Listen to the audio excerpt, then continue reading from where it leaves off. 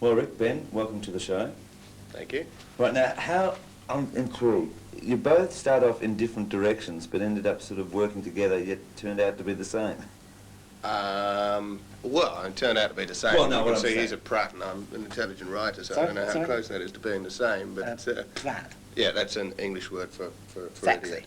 But or sexy. Sexy. I basically do a lot of writing, although he does some writing, and I do a bit of performing. He does a lot of performing. Yes. So we're different areas of the same ball game, I think.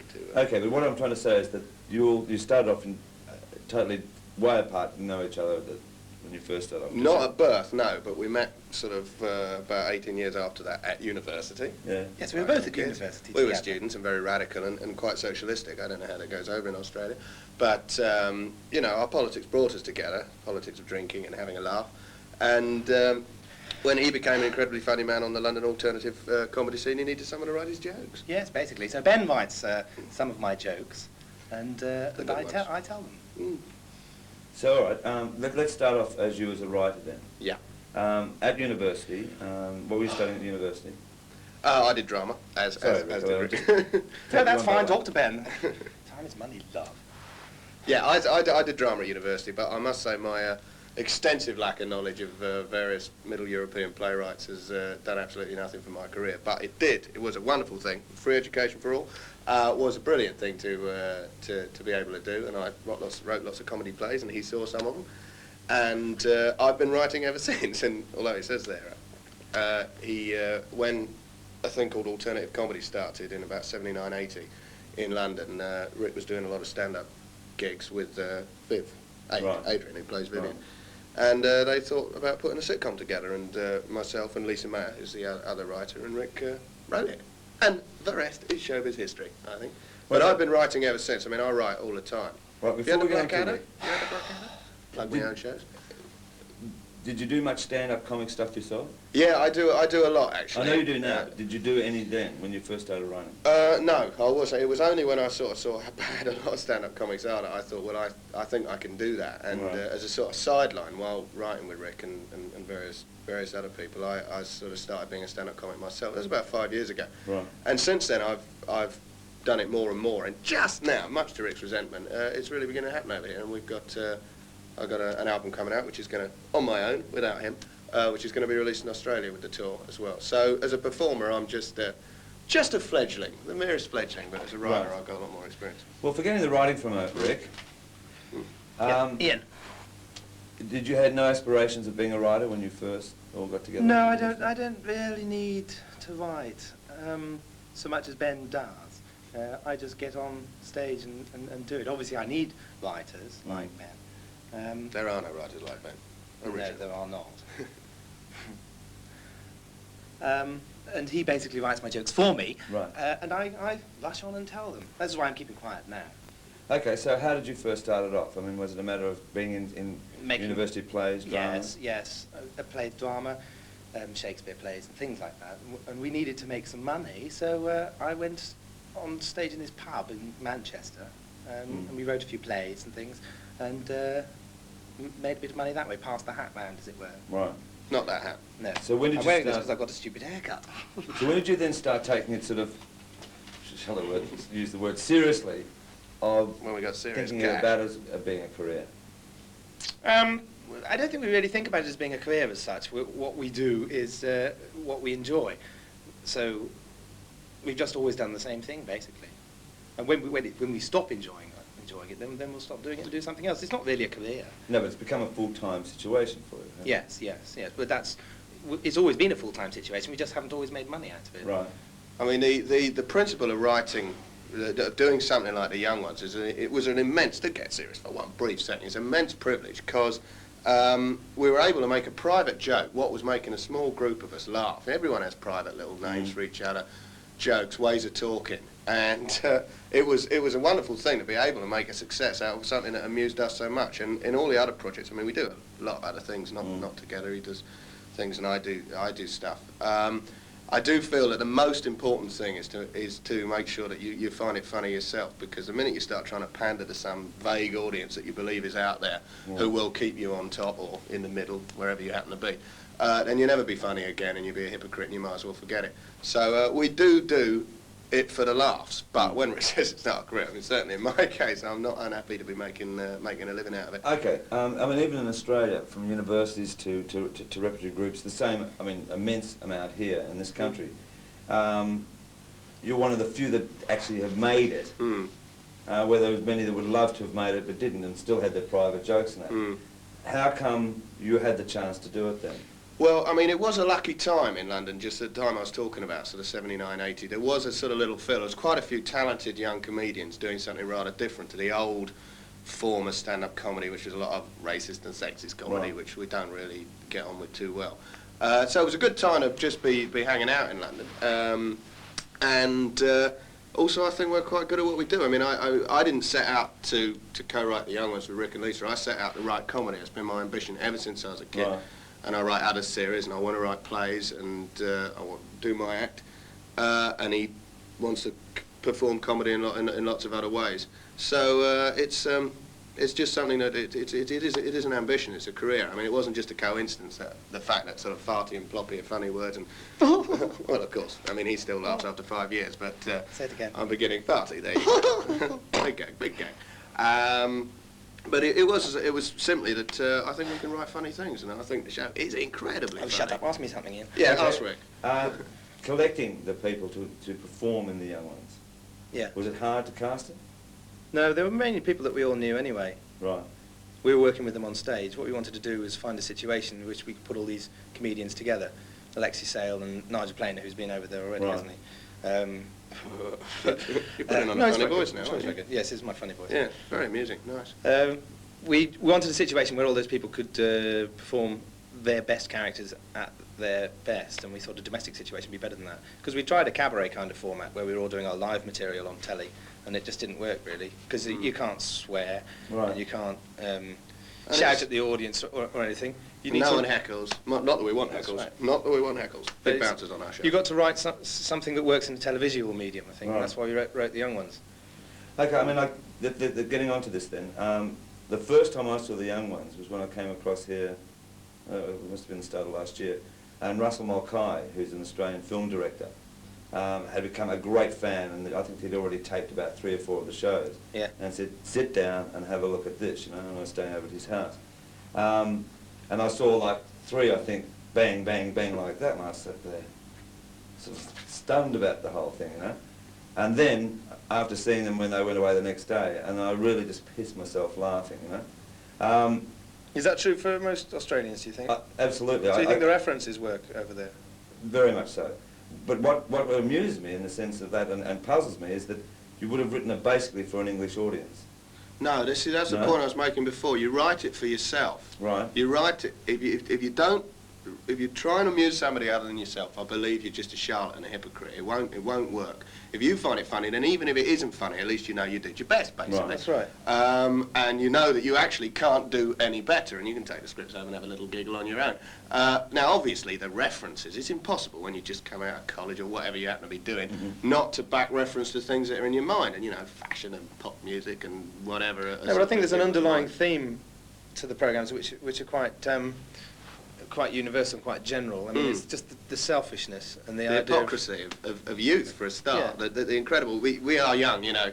Young ones are important, which the media, you know, ram down your throat every day. You're over 25, forget it, you know. We're in London, they're theming pubs now that a sort of 45-year-old wouldn't even dream of going in. It's just all tubular steel and Duran Duran, you know, which personally cheeses me off because I like to go in for a quiet pint. But this is a There's also little bugbear of my own, you know. Also, we'd grown up with television, which other people working in the medium hadn't. Right. So our main source of entertainment, certainly mine, and I think our generation's, is television, really. Right. You go out and see a few live bands occasionally, but the main thing you do every night is you watch telly.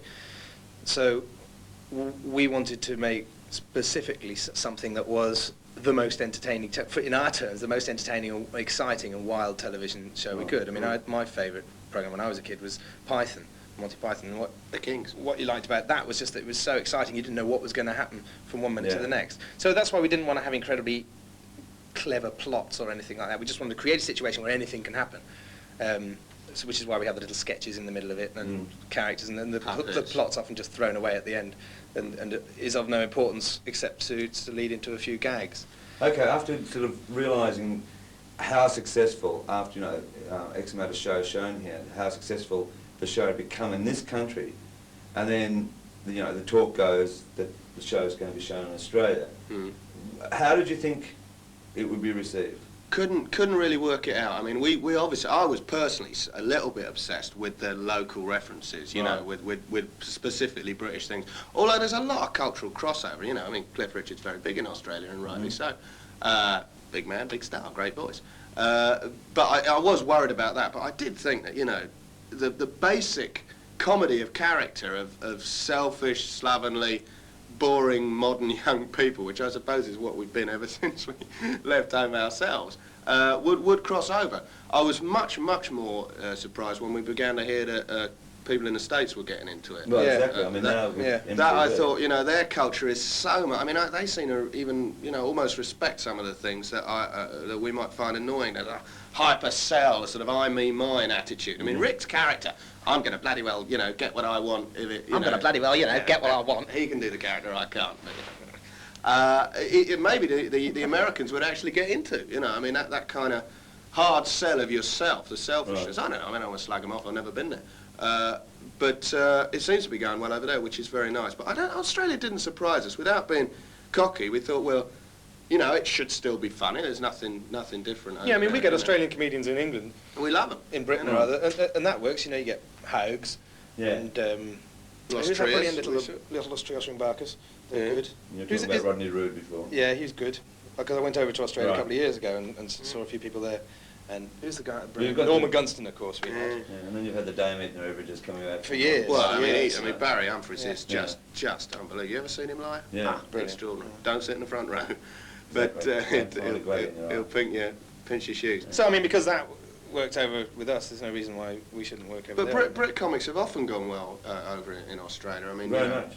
Yeah, before us there was the Knot team and all that. There's a long tradition. you The know. two Ronnies go over. Hancock went over, didn't they? Sure, but I mean, like, this They became got not died only over there. a very successful series, but also it gained a huge cult following overnight. I mean, suddenly, after about the third of the series, you But isn't had that 'cause- people having young one parties and wandering around Never happened. streets. We and never stuff. got But isn't that Right. because there's a generation Yeah, that but- isn't that because there's a generation that isn't represented Yeah, perhaps. on screen, apart from the rock and roll culture? Right.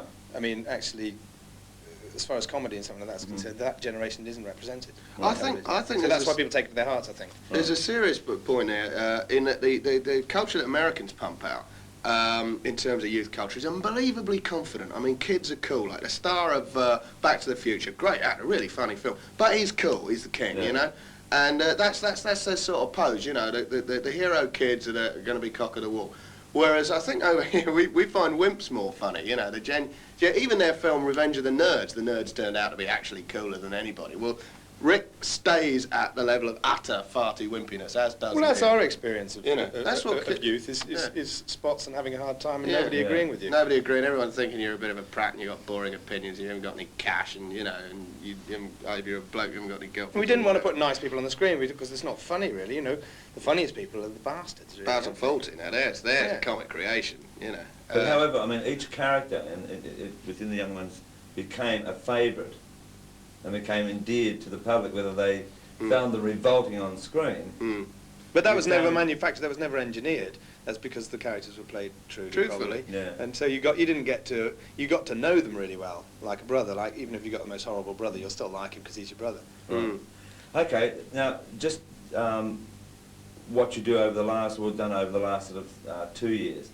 You go out on the road and do your own act. Well, Rick and I have been touring together now for about Yeah. 18 months. We do a show where, you know, I do a lot of comedy, and he does a lot of comedy. Ben does the first half, then I do Yeah. the second We half. meet up and sometimes. So you've it got no one mixes else up a around bit. you, but No one. It's so- pure so- stand-up comedy. How hard was that to do once you'd come out of Well, a it's what- family thing? I guess? Oh no, because the young ones was what came out of the live gigging. The live Because we were gigging stand-up is where we comedians well started. before Right. that. You know, I mean, in a way, that Well, was. you'd both toured before? Yeah, Yeah, played separately. clubs and things, Oh, yeah, called right. comedy stores in London and places. Yeah. Then the young ones was just No, I realise that, but not together. So No, we sort of paths crossed Right. quite often in the you'd be on early the same days. bill sometimes. Yeah, but the idea that the two of us, basically, you know, we enjoy each other's company, we work together a lot, and the show does seem to work. It has a balance with the sort of comedy I do, which is a lot more about ideas, a lot more about writing images and jokes. And Rik perhaps is more a character comedian. Well, he must be more, because I'm not at all a character comedian. Character comedian, I'm an excitement comedian. Excitement. Well, how hard was it before all the fame as far as television was concerned to be a stand-up comic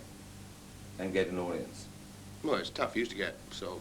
There wasn't much of a tradition either, you see, because TV killed all the musicals and everything. Right. There was the only people who kept it going were the bands. They're the people who kept it live, apart from the theatre, which is silly. It's true, actually. I mean, when in about 5 years ago, there was about 2 sort of pubs that you could gig in as a totally unknown comedian in London. We used to play the rock and roll circuit, really. You played at the pub rock, you know, where somebody gets up with a guitar and plays old Buddy Holly hits, you know, then you maybe have a stand-up comedian. It's got a lot better recently, because there's a sort of short tradition now. I mean, in a way, with the young ones, they're the sort of older generation. There's other people around London now just beginning to gig.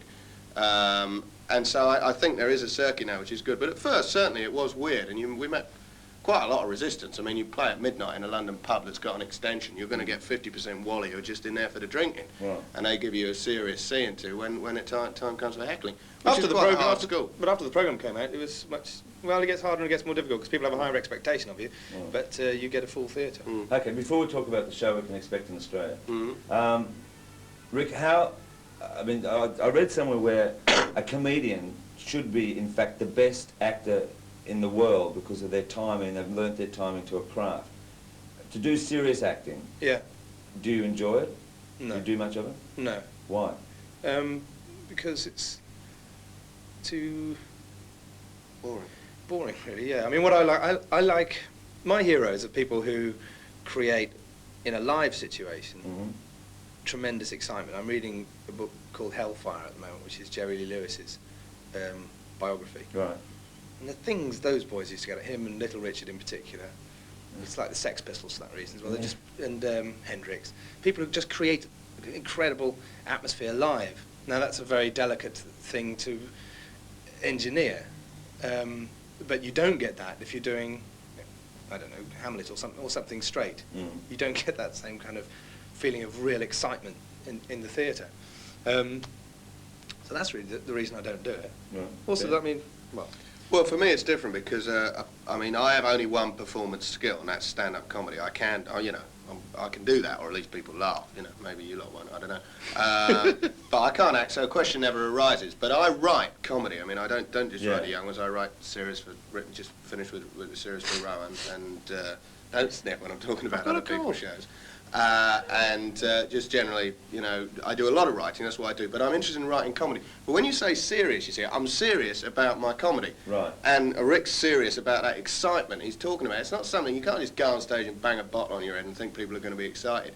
There's got to be wit there, there's got to be ideas there's got to be something to draw people in. I mean, everybody's seen the local bloke who thinks he's a bit crazy, just basically farting around on the end of the block. But for me, it's a very serious business, writing things as funny as you can possibly write them. And I spend sort of 10 hours a day doing it. So that's, as far as I'm concerned, it's serious. There's much more to comedy than just laughing. Yeah. I know who made the statement. It was Sir John Gielgud, of where he's gone into comedy, especially like with Arthur and things like that. And he found it extremely satisfying, but he thought it was extremely hard with the timing and just that perfection. That's where it is on then film. A comedian should be the best actor in the world, even playing a straight role. That's the point. I mean, the difference between live comedy, even something like The Young Ones, which is basically a live performance recorded. I mean, obviously you can stop and retake, but it's still got some of that excitement. But film comedy, I mean... Well, you haven't got an audience there. No. So you can't really... I mean, you can use from your theories, whether something's going to be funny or not. You can leave a pause long enough so the laugh won't cover the feed for the next line. But it's very difficult on film. I don't particularly enjoy doing film. TV is different because you've got a studio audience, but the best of all is obviously live. But then you found someone like Sellers being able to sort of... Well, he's a genius. I mean, it can be done. I'm sure we'll crack it one day, or I hope we will. But I don't have any great ambition to write film. I mean, I've had the opportunity to do so, but when I write something that lasts more than half an hour, it's going to be a play. Right. Because I'd like to write 10 brilliant farces that could go around and one could have different companies doing them, and we could reach a large audience just by reviving live work. I mean, sure, there's nothing wrong with film. I love going to the movies, But Jesus, you know, 6 months to write the thing, 6 months to make it. And all the money and audience, everything, and it's loads of governed by wasted money money. people as well, Yeah. isn't it? You know, who say, no, you can't do that, But because such and such a section of the audience, you know, won't laugh at that. And I mean, telly is people getting in the way, you know. is a medium, certainly in Britain, where they seem to take telly quite seriously. I mean, the people that make it after, you know, BBC did let us make the young ones, which you know, it's good. It's good of them, basically. I mean, they paid us, obviously. Imagine the situation could be worse now. There's a bill going through Parliament. Winston Churchill, Winston not the Churchill. original one, the new one. Yeah, it's trying. He's written out this bill. That, I mean, for some of the things we did in the young ones, we could go to jail for. Yeah, you couldn't have made I, Claudius. You couldn't even make Jewel in the Crown, the beating scene in Jewel in the Crown. But anyway, that's something we've got to worry about. But but for the grace of God goes Australia. So what is the bill? Oh, it's an obscene. It started off trying to basically. If you want to know, what we've got here is a government in crisis. And when you've got a government in crisis, they desperately seek round for a massively populist issue to avoid the wider issues like the economy and unemployment. Hence the Channel Tunnel fuss. Hence and Channel Reagan Tunnel. making a fuss about Star Wars. Yeah. You know, all this. So we've got our government, the Tories, have finally realised they can't pull law and order on us anymore because the street fighting's getting so bad. It's, you know, so you know, searching around. So now we've got a huge anti-heroin campaign, which is cool. But the reason people are taking heroin is because they haven't got jobs and they haven't got anywhere to live. And we've also got a huge now, we must get violence off the screen because kids are being violent in the streets. Obviously everyone knows the reason kids are being violent in the streets because they're living 40 floors up in a place with no lift and their heads are getting affected. But basically it's a silly side issue to divert opinion, and we're going to suffer because we won't be able to make series through the young ones. Not that we're going to anyway, because we wouldn't sell out. Okay, I've got to ask this because... We've got to change tapes, I'm afraid. Sorry? You have to ask us this, yeah. Yeah. Right? Yep. Yeah, I mean, a big question at home, and you saying it downstairs about MTV and said, what, you've only made 12 shows. The same big question came up at home, where people want to see more, and suddenly, you know, the network was saying, well, there's no more, you know? Well, I think we exhausted the situation there. The second series, I think, was better made than the first, but we were restricted by not having so many things we could do because we'd already done them. Right. You know, if you want a feeling of anything can happen, a real feeling of excitement, then you're not going to be able to get that if they say, oh, that's the program where, you know, it's more than likely the wardrobe will explode now, or it's more than likely that Rik will shout "bam" or something. Yeah. Then it's not as exciting because you kind of expect anything. So we thought we'd knock it on the head there and work on something else. Which we are doing. Also, the guys aren't that young anymore. I mean, Nigel's over 30. Right. Lex is over 30. Yeah. You're nearly blooming 30. I'm nearly 25. And yeah, and I'm 13. The other side of the coin is, I mean, you must have had that experience of thinking, oh, I wish they hadn't done that. They were the heroes. I loved them. I just wish they hadn't done that piece of crap work that we're all going to have to forgive them for. And of course, you always do. I mean, my heroes, you know, they can really do, you know, what they want. But there's a niggling doubt about why do it. You know, you're so good. Stop while you win. We're not going to stop. We're at the very start. But I mean, the feeling, we knew Series 2 was better written, was better performed, etc. But nonetheless, the edge that Series 1 had, the real feeling, the shockwave that it created, which, you know, surprised us and was very flattering and encouraging, was already just ebbing off. You see, you're getting the same reaction that we got to the first, when the first series went out, because you're getting all 12 at the same time, presumably. But there was a year and a half's gap. And people said, it was the same with Fawlty Towers. The second series of Fawlty Towers, of which there were only 12, was fabulous. But just at first, people went, it's not quite as good as it. Same as last time, isn't it? And I mean, the way you can grind it out and grind it out. I know, like, a lot of people say, oh yeah, but another 6. I mean, I'd like to see another 6, or at least a Christmas special or something. But we're talking about a year and a half's work. I mean, Cleese said the reason Fawlty Towers was so brilliantly simple was because he spent longer writing it than any other piece of work he's ever done. That was why it was so simple. 6 weeks an episode, all day, every day. Getting it down to that. And although, I mean, we work pretty hard on the young ones as well. It takes a long time. But there are more, I mean, there are more things than that. I mean, it was a programme about Something we were Britain then. in the early 80s and what we were interested in then. And we're now coming into the second half of the decade, and we ought to be writing something perhaps more contemporary. Mind you, I'm not slagging the thing off. I think it's brilliant. I'm very proud of it. Yeah. But there is a we need to move on I as don't know writers. whether you ever did it with Fawlty Towers, where, you know, people would tape them all and suddenly, and you could watch them like you'd play a record. I mean, you know, with films, you buy a film, like a video cassette of some film, you put it on once and probably never see it again, you know. The same things happen with the young ones, where people go home after Give us And their they've been at a addresses. rock It's blooming concert. illegal. Well, I don't know their addresses, but some people I hear It's our do. cash you're watching on your videos. Well, don't and come see the around show. at home then. But I mean, people do enjoy No, it. Do you enjoy that's- sort of sometimes looking back at the series? I don't watch it. I mean, he I do does. all He the watches time, himself every night with a huge bottle of whiskey and a shaking cigar. You know, I used to be funny. I used to be funny. But I never watch anything It's not again. a But cigar. that's because I'm still in work. You see, Yeah. and this guy's a has-been. You know, I mean, I've been working on lots of other things. Sold out. He's worked no. for Rowan Atkinson, worked for people who went to Oxford and Cambridge. Yeah, trying to absolutely. make money for himself. But when I'm working myself, writing a brilliant play, which you're going to see soon. But the thing about Rick saying it was when we were then, I don't think it was so much the early 80s. I mean, I first tapped a line of the young ones. I'd only been at a university a year and a half. I've now been out 6 years. Yeah. You know, not that it was they were 4 students, but we dumped that pretty quickly. You know, it was just 4 young people. But, you know, there was a lot of resonant images that one wanted to get out, and we did it, and they all came out. And if people enjoy watching them over and over again, that's terrific. And we're doing this live show, which is an extension of a lot of those ideas, although no way is it a young one show. Obviously, there's only one of the performers there and only 2 of the writers. It's much more what we were before, root stuff, but it connects in so many ways. There's lots of what people enjoy in the young ones in our stage show. And what we do next will not be a million miles from that, because it comes from the same brain. And as I said at the beginning of the interview, you've got to amuse yourself. And I don't think our senses of humour have changed massively. But the situation and the targets and the way you excite yourself has to change, or else you won't be excited and you'll become boring. Yeah, I mean, it's much better than to let it drag on for series after series until it's really crap. Right. And everyone says, well, it used to be good in the beginning. You know, why not stop at the beginning?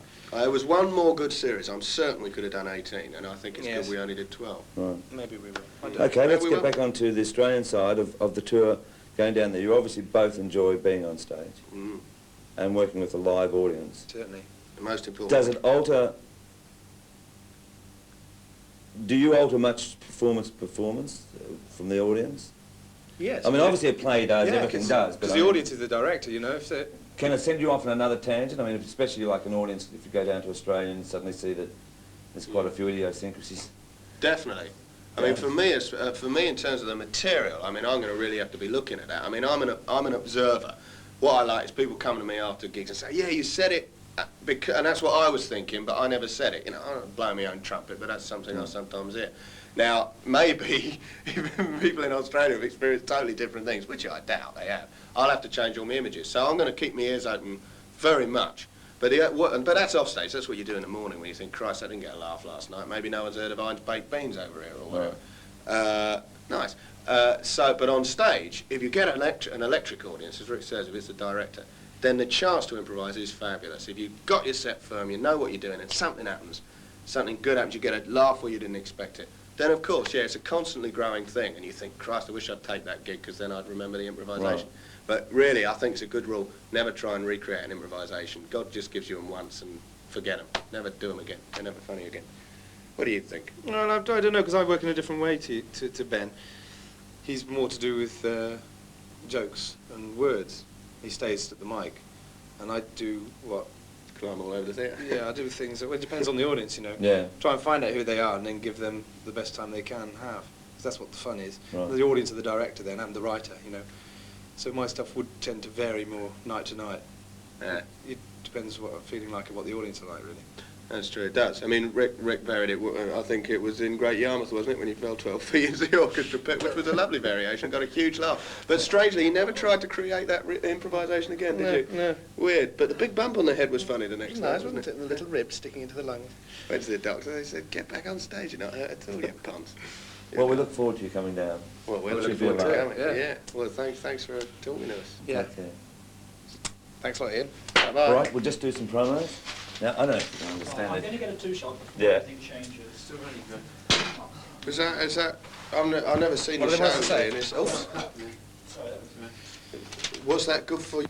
Are you going to do a well, Yeah, it's just, well, this is only reverse, we need that. This isn't going to match any of the positions you struck. And I'm- No, this is a 2-shot of us listening to Yes. Ian's question. Well, that'll cut with the rest of it anyway. Yeah, no, don't forget you did a lot of the interviews straight, matey boy. Yes, It was a gag, didn't it? It was a lovely I, gag. I can you talk again, please? I can see your jaw. Right, and blah, blah, blah, blah, blah. Uba, humbo, kamai, se lo uma usual up here. All right? Do you think you need it, Ian? I mean, We will actually need a bit because this could be very long. Sorry, Rick. Just. No, I mean, I had to do this every week South of Watford for 30 weeks. It's horrible to do, isn't it? Yeah, don't worry, we don't mind. Whether you say anything. I'll tell you what I couldn't do Yeah. is when, you know, the newspaper, they ask the question, you know, like that, and then they have to sit down and ask the same question again with them looking, and then they have to look at the answers, and they look and see them going. Great. Thanks a lot.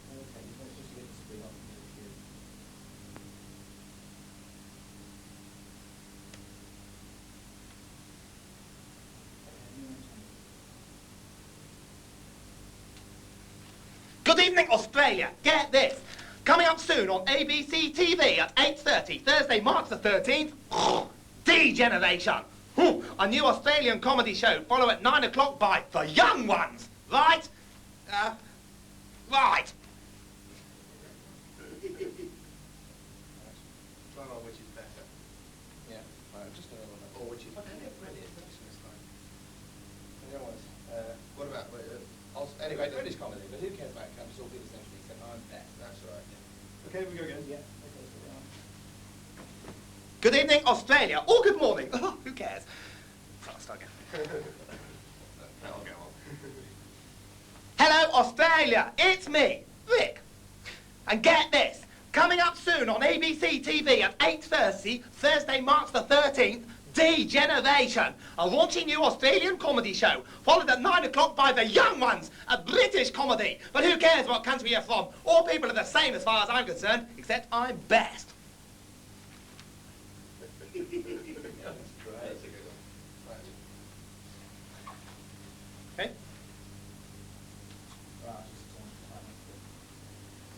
You must have had a lot of fun, mate. Yeah. Yeah.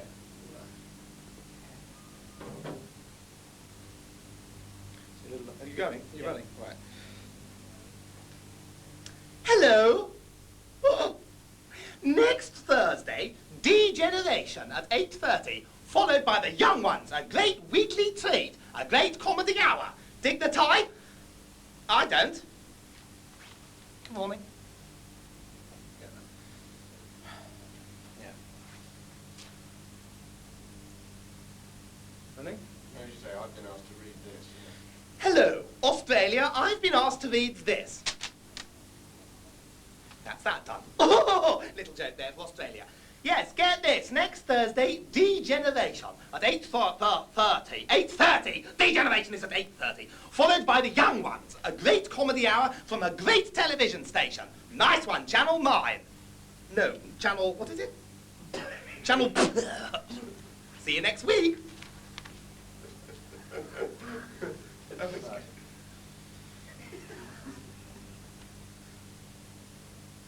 It's Rick. Good evening. Tonight at 8:30, D-Generation. Followed by The Young Ones. The Young Ones at 9 o'clock. Don't miss it, or words to that effect. Don't miss it, for definite. Cut. You want to do a high square sort of thing? Yeah. High squares, feeling unfashionable, dig Yeah. this one. Yeah. Right. Okay? Hi, Squares. Feeling unfashionable? Well, dig this one. Tonight at 9 o'clock, The Young Ones. And that's me from Italy. Get it or don't get it there. Then be square, which I'm not. Okay, Australia? Be watching. Calling all kids? Yeah. This is a youth report. Something. Calling all kids, this is a youth report. Yes. Calling all kids. This is a youth report. Rock and roll and revolution. Tonight at 9 o'clock with The Young Ones. Don't miss it, or words to that effect. I've made that mistake before. You want to do the degeneration, or is it just... Yeah. We should try a couple coming out without a sort of mistakey out. Yeah. You know, get it right on, it's brilliant, and if you don't like it, you're stupid. Can we do So's it? your mum. We're just doing it like calling all you kids Yeah. and teenagers and rock lovers, right? Mm. And we'll have this on, because the countdown's on a Sunday night, so we'll have it straight after like the number one, bang into this, right? Right. This Thursday, don't miss the young ones. Well, that was a great team sound, wasn't it, kids? Mum's out and it's time to get going or something. It was at the end of the programme. Yeah, we'll do it at the end of the programme, and it'll be the promo for the Thursday, coming up this Thursday, the young ones. So it's next Thursday. Yeah. I don't know, that was a great pop sound. Yeah, don't worry, your hat in. Do you mind? Right. Right, we've got speed. Get the cowboy. Okay. That was a great sound. Next Thursday. That was a great pop sound, wasn't it, kids? Let's hear something better. Hey, that was a great pop sound, wasn't it, kids? But next Thursday there's something even better. Yes, it's rock and roll time. It's get down. It's revolution. It's Rastafarian. It's everything you want. It's me in the young ones. Ooh! Dig the hat? Get the cowboy look, it's going to be bigger than I did. Yeah. Try being a bit sort of cool. Hi, kid. How do you say it in Norway? Yeah, Like that. right. How do you pronounce your surname? Molly. Molly. They call you Molly, or Ian Molly. No, yeah, come on. Where I come Yeah. from, Molly's a girl's name. Okay. Hi, kids. Molly here. Where I come from, Molly's a girl's name. Sorry, Molly. Sorry. Not there's anything wrong with being a girl, right on. Not there's anything wrong with being a girl. Let's not be sexist, kids. That's too complicated. Yeah, Yeah, do that one, that one again.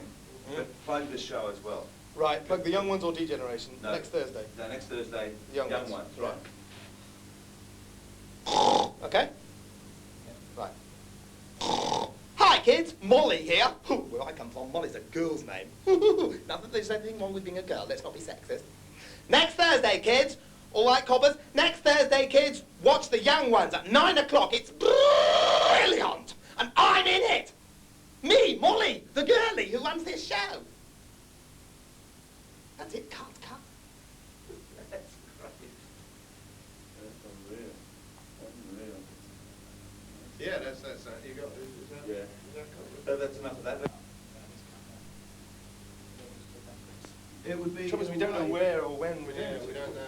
We're going to be on your live stages soon. Yeah. You know. Mine's Ben Elton. Yeah. Will these go out after you've shown the interview? We're on tour at the moment. Don't know where. Don't know where, but it's going to be brilliant. So come and see us. So don't bring your mum. Yeah. Unless she's really fortunate. Don't bring your parents. Not being ageist or anything. Tell you what, I'm just going to use it. Yes. And we're on tour. Yeah. Yes. I'm Rick's mum, Ben Elton, and we're We're on tour. on tour At the moment. Don't know where, don't know when. But it's utterly, utterly brilliant. So come and see us. And I'm better. And don't bring your parents. Okay, we've got speed. Okay. Yeah. Okay, we'll come on. Ready? Mm-hmm. Hi, kids. My name's Rik Mayall, and this is my mother. Yeah, I'm Rick's mum. My name's Ben Elton, and we're on tour on your stages now. And we don't know where. We don't know when, We don't know why. but it's going to be utterly brilliant. And I'm going to be the best. No, I'm going to be the best. So come and see us, and don't bring your parents. No. That's it, isn't it? Right, we'll just do one more. Right. Just a variation. That was great. Hello, kids. Mine's Rik Mayall. Well, so we can do two. We won't put the same jokes. So have a can of, what about, rip open a can of Coke, buy some crisps, you know, and get down to where the action is.